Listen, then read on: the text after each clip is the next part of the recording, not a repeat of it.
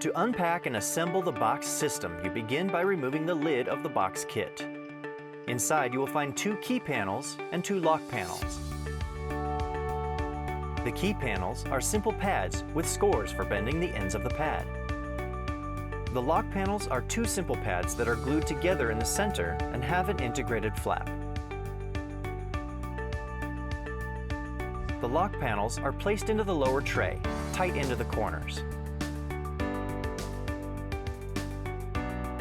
The key panels are inserted into the lock slots and pushed down into the tray bottom. It is easier to load product into the box system if you leave one of the key panels off. Fold the flaps over and add the top tray lid.